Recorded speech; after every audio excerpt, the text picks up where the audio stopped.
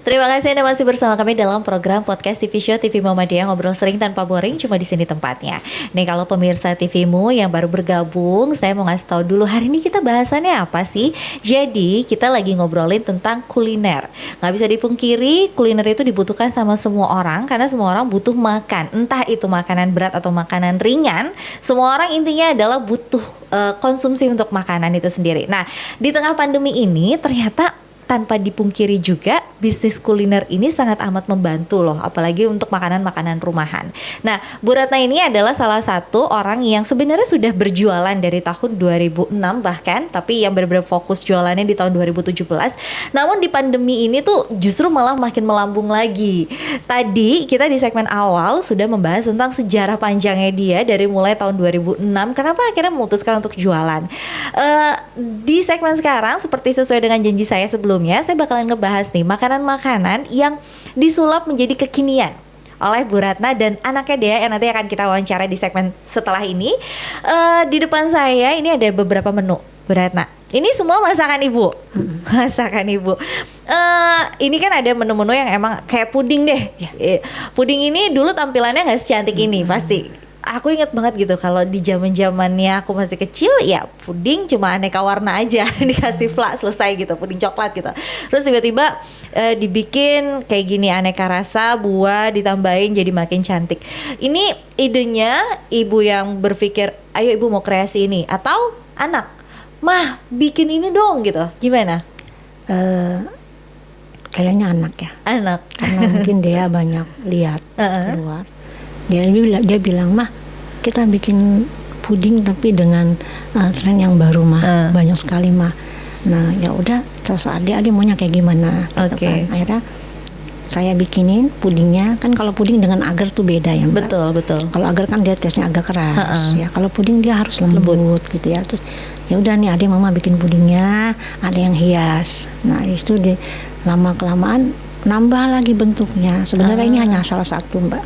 Tapi kita punya puding yang dengan ada bunga flower, ada bunga-bunganya yang nah bisa itu dimakan. yang edible flower ya. Itu kan emang juga lagi ngehits banget di tahun ini itu.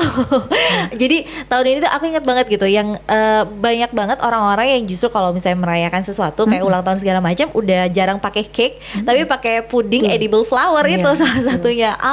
Bu Ratna juga membuat Sudah dibuat. Karena kemarin banyak sekali ya Mbak, itu lebaran tahun kemarin yang pandemi itu saya puding edible flower benar-benar banyak sekali. Sampai malam takbiran tuh masih tetap kerja, masih kerja kirim Mbak. Karena orang-orang pengennya pas hari haknya mereka di rumah masing-masing ada cake yang cantik itu, ada makanan yang cantik itu. Nah ini tadi puding salah satu contoh yang dibuat kekinian.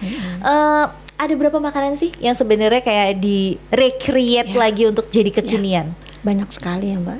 Kemarin Contohnya? saya ada makanan dessert box tuh ya, yang bentuknya yang berlapis coklat. Pasti enak banget ada saya. Enak. Yang mungkin kalau di luaran dijual banyak di bakery banyak dan harganya lumayan mahal. Wajar karena memang bahan-bahannya juga premium.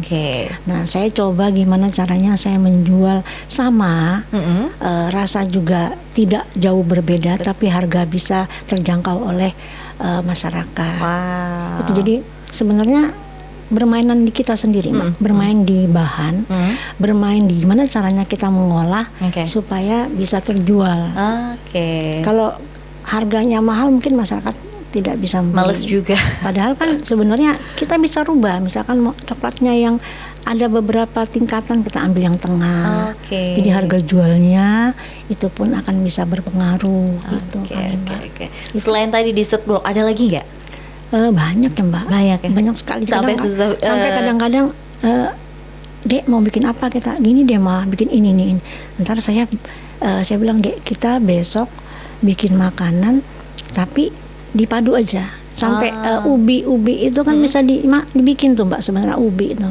Saya coba bikin ubi, kentang saya bikin makanan biar untuk frozen, tapi ya saya share, Dea yang men-share itu alhamdulillah sambutannya ada aja. Bagus ya. Karena saya juga nggak terlalu mahal lah gitu. Oke. cukup terjangkau gitu untuk kalangan banyak masyarakat. Nah biasanya kan kalau misalnya mau menjual sesuatu gitu, apalagi kalau tadi kan bilangnya Dea nih yang selalu mengusulkan menu-menu barunya, mah bikin ini dong, bikin itu. Kalau kita untuk menjual sesuatu yang benar-benar sampai ini cocok nih untuk dijual, pasti kan ada prosesnya tuh. Itu kalau dari Bu Ratna sama Dea sendiri gitu, biasanya butuh berapa kali uji coba untuk kira-kira oke, kita jual? 2 kali, Mbak. 2 kali? Itu umumnya 2. Jadi pertama saya bikin coba kan. Nah biasanya keluarga dikirim, keluarga atau tetangga samping kirim. Ini saya ini cobain. Oh iya enak nih Bu Nona, tapi ini kok ada rasa gini ya. Gitu. Terus kadang-kadang kalau keluarga itu lebih berani menyampaikan, lo kurang ini loh, rasanya ini. Nah besok kita bikin lagi Mbak, kita bikin lagi, kita kasih lagi ke mereka, alhamdulillah bisa, jadi bisa jual. Gitulah. Jadi pokoknya dewan jurinya keluarga ya. Karena biasa keluarga sama tetangga tuh yang paling jujur. Kalau misalnya ngasih ke orang lain yang tuh enak kok Bu, pasti suka kayak gitu. Padahal belum tentu gitu. Tapi kalau pokoknya biasanya yang selama ini membuat makanan yang paling sulit yang pernah dibuat apa Bu? Yang paling sulit ya, itu kita tingkat kesulitan yang ada itu biasanya di cake, Mbak. Kadang cake itu saya kan sekarang udah mulai bertahap menyerahkan ke Dea. Dia kan nggak mau dia bikin, tapi saya perlahan-lahan dia harus bisa pengganti saya nantinya. Jadi dia cake. Ini kalau dia bikin pernah mimpes gitu loh, ini kurang apa ya Ma? Bantet kalau kita bilang saya kadang-kadang saya diemin aja gitu biar dia belajar. Tapi sekarang alhamdulillah dia bisa ya. Dan puding ini juga bukan mudah Mbak. Puding itu kalau kita kebanyakan air atau susu dia akan cair. Saat dikemas itu tidak cantik berair. Nah itu memang takarannya harus pas antara agar dengan susunya. Nah itu harus pas, gulanya seberapa itu harus ada. Makanya kita harus belajar terus-menerus sampai akhirnya jadi ahlinya gitu di bidangnya. Nah tapi ngomongin tentang belajar terus-menerus, ini juga ternyata Bu Ratna itu nggak sekedar untuk menjual makanan saat ini, tapi juga membuka kursus, betul ya? Nih mumpung Bu Ratnanya masih ada di depan saya, jadi saya mau nanya sekarang aja. Ini buka kursus itu memang karena banyak orang yang minat, Bu kasih tahu dong, ini rahasia makanannya apa atau gimana awal mulanya? Jadi salah satunya pelanggan Mbak. Pelanggan setia ya. Dia sampai tanya ke Dea langsung, Mbak kapan dong ada kelas The Food gitu. Jadi kalau aku bilang kursus mungkin terlalu tinggi ya Mbak. Jadi aku kalau kursus kan ada berbiaya mahal. Saya berpikir gini sama dia, gimana ya Dek, mereka bisa jualan, bisa pintar masak, tapi kita nggak mahal. Ya udah mah nggak usah pasang tarif. Yang penting apa yang ada di The Food yang mereka pengen, mereka sudah coba. Karena rata-rata pelanggan Mbak. Yang minta tuh pelanggan justru. Gitu. Ayo dong Mbak adain kelas. Makanya saya udah mulai nih, sudah mulai. Udah mulai dari kapan? Besok hari Jumat mulai. Perdana. Karena saya karena banyak yang minta, jadi saya karena pandemi gini kan kita harus dengan protokolnya harus kita tetap kita jalani ya Mbak ya. Jadi saya cuma maksimal 5 orang. Jadi saya juga tidak mahal, asal mereka bisa langsung praktek, dapat resep, dapat goodie bag. Dan mereka yang bikin sendiri bawa pulang lah hasilnya. Bawa pulang, dan kalau misalnya sudah dilatih lagi di rumah, kalau emang udah oke bisa dijual. Iya, silakan. Itu benar-benar ngebantu juga saat pandemi kayak gini. Soalnya ini banget luar biasa. Ini bisa jadi solusi lah gitu untuk kita menambah pundi-pundi uang untuk biaya kehidupan sehari-hari. Nah, kalau Bu Ratna sendiri gitu setelah mencoba berbagai macam jenis kuliner gitu, biasanya orang-orang sampai dengan saat ini para pelanggan itu lebih seneng apa jenis makanannya? Ini kan soalnya kalau aku lihat di depan beraneka ragam nih, ini manis, ini apa sih asin pedes gitu, yang ini goreng-gorengan gitu. Lebih seneng apa sih biasanya kalau customer selama ini? Cok ya. Cok puding itu paling banyak sekali, karena pesanan puding itu saya nggak seperti ini ya, ini kan buat yang kecil. Tapi kalau untuk yang orang acara itu pasti mereka pesan yang besar. Oke. Yang edible flower, yang kayak cake, terus nanti di tengahnya saya kasih buah lagi, buah benar-benar anggur segar di tengah-tengah. Nah itu banyak sekali Mbak, banyak. Gitu. Jadi lebih pelanggan selama ini itu kayak menu favorit ya, boleh dibilang kayak gitu. Menu favoritnya adalah salah satunya adalah puding. Nah ini kan makanan, minuman juga ikutan ngejual nggak sih sebenarnya? Memang saya ada, tapi selain itu kan saya juga ada catering sekarang Mbak. Oh gitu. Iya, jadi memang emang basic awalnya saya dari catering ya. Jadi sekarang itu ya sambil makanan juga terjual, catering juga pesanan banyak. Jadi ya besok juga Sabtu Minggu itu ada catering ya, karena sekarang ini kan orang menikah itu nggak banyak Mbak. Benar. Tamunya paling banyak terbatas 50. Ya, betul. Aku melayani, tetap aku melayani.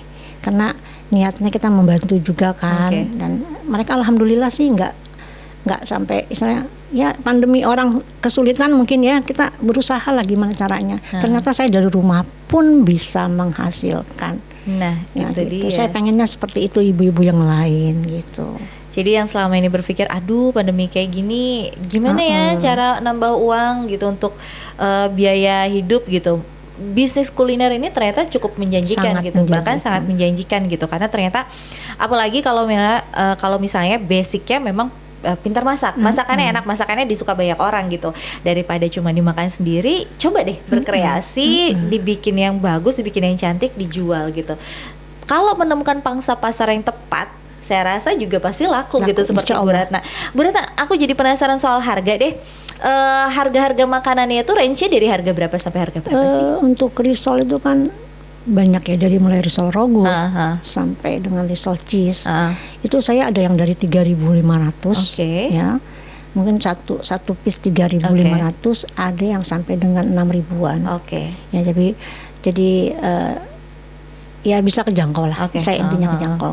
Nah, terus kalau untuk puding itu dari harga sekitar 20 lebih ya, 20-an lah, sampai dengan 200 ribu. Lebih, yang ya, paling mahal? Puding itu yang paling mahal 230.000. Itu masih kejangkau juga. Kejangkau. Hitungannya kalau misalnya apalagi kalau yang pakai edible flower dan segala macam, itu hitungannya cukup murah. Iya. Itu besar loh Mbak. Untuk loyang 24. Itu besar. Oke. Nah, ini Bu Ratna, nanti kita bakalan ngobrol di segmen 3, tapi sama Dea, anaknya Bu Ratna yang dari tadi udah kita sebut-sebut tapi belum nongol nih sosoknya gitu. Untuk itu saya terima kasih sama Bu Ratna karena udah ngobrol-ngobrol sama saya di 2 segmen awal ini. Jadi nanti kita akan lanjut sama anaknya. Nanti kita akan ngebahas tentang gimana sih strategi promosi yang dilakukan sama Dea sampai si mama kewalahan nih nerima pesanan. Jangan kemana-mana, tetap di podcast TV Show TV Muhammadiyah, ngobrol sering tanpa boring, cuma di sini tempatnya.